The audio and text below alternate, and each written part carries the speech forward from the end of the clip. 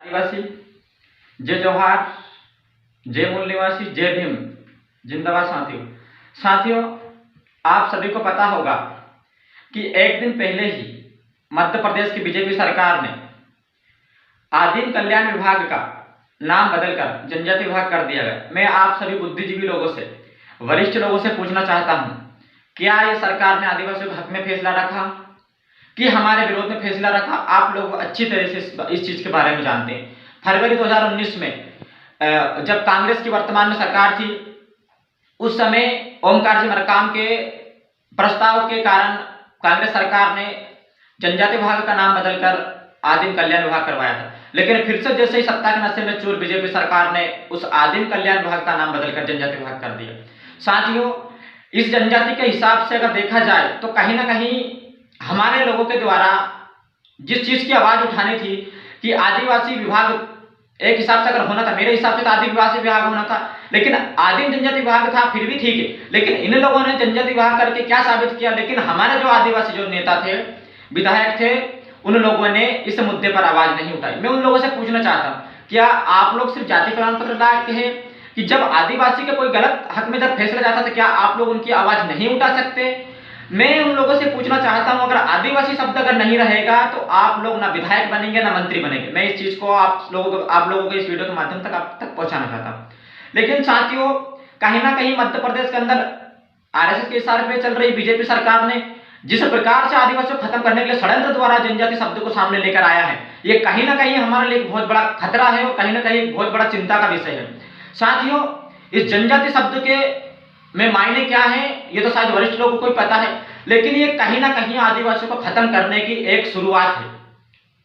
और मैं इस वीडियो के माध्यम से सरकार को बताना चाहता हूं कि आदिवासी संवैधानिक दायरे पर लड़ता आया है, लेकिन आप कहीं ना कहीं हम लोगों को सड़क पर उतरने के लिए मजबूर कर रहे हैं। मैं सरकार से विनम्रता से इस बात को बता रहा हूं, और यदि अगर सरकार को लगे अगर वो हमारे खिलाफ कोई उचित कार्रवाई करे तो बिल्कुल करे, हमें कोई फर्क नहीं पड़ता। लेकिन समाज की बात हम लोग डंके की चोट से उठाएंगे और दमदारी से उठाएंगे। और लेकिन मैं मध्य प्रदेश शिवराज सिंह सरकार को भी बताना चाहता हूं, आपने जिस प्रकार से बगैर प्रस्ताव के जनजाति आदिम कल्याण विभाग का नाम बदलकर जनजाति विभाग किया, ये कहीं ना कहीं हमारे आदिवासी लोगों के लिए 1% भी उचित नहीं है। हम लोग इसका विरोध करते हैं और पूरी तन मन धन से विरोध करते हैं। यदि अगर ये प्रस्ताव वापस यथावत नहीं रखा गया तो हमारे आदिवासी लोगों के द्वारा मध्य प्रदेश के अंदर आंदोलन किया जाएगा, जिसकी संपूर्ण जिम्मेदारी बीजेपी सरकार की रहेगी। मैं इस बात को आप लोगों तक पहुंचाना चाहता हूं। साथियों, कहीं ना कहीं आप सब लोग शिक्षित हो, पढ़े लिखे हो, लेकिन मैं आपको बताना चाहता हूं कि आदिवासी शब्द का पूरा वर्ल्ड जानता है, पूरे जो देश है वो जानते हैं, लेकिन कहीं ना कहीं जनजाति शब्द को किसी भी प्रकार से वर्ल्ड में पहचान नहीं है।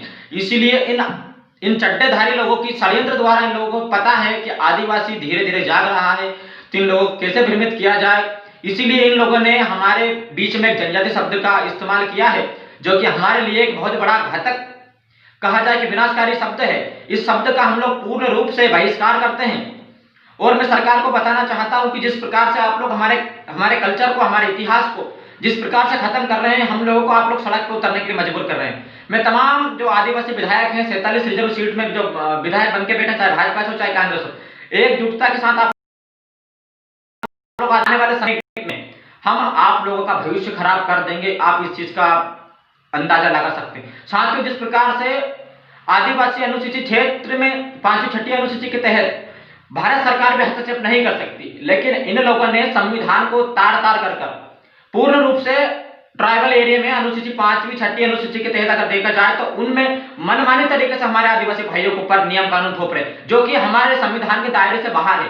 ये हमारे ऊपर लागू नहीं होते, लेकिन इन लोगों ने षड्यंत्र द्वारा हमारे ऊपर, या कहा जाए कि संविधान को तो एक तरफ से टोकरी में डालकर इन लोगों ने पूरे कानून के धज्जे उड़ाकर आदिवासियों को खत्म करने का प्लान इन लोगों ने बना लिया। साथियों, ज्यादा कुछ नहीं कहूंगा, लेकिन मैं इस वीडियो के माध्यम से आप सभी लोगों तक एक संदेश देना चाहता हूं कि जिस प्रकार से आदिवासी सरकार ने आदिवासी शब्द को जो सरकार खत्म कर रही है, यह हमारे लिए ठीक नहीं है। हमारे कल्चर को इस चीज से खतरा है। आप लोग इस चीज पे गौर करें। और कहीं ना कहीं मध्य प्रदेश सरकार का मैं छोटा समाज कार्यकर्ता होने के नाते मैं बहिष्कार करता हूं। और हम लोग आदिवासी समाज के लोग, हमारा धर्म आदिवासी, हम लोग, हमारा इतिहास, हमारा जिस प्रकार से आप लोग खत्म कर रहे हैं, हम लोगों को आप मजबूर कर रहे हैं।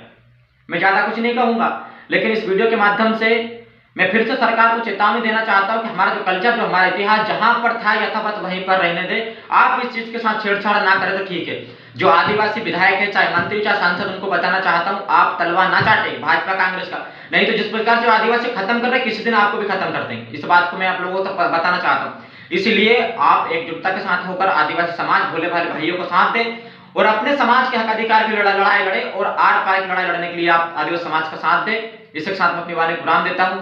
जय आदिवासी, जय जोहार, जिंदाबाद, उलगुलान जारी रहेगा।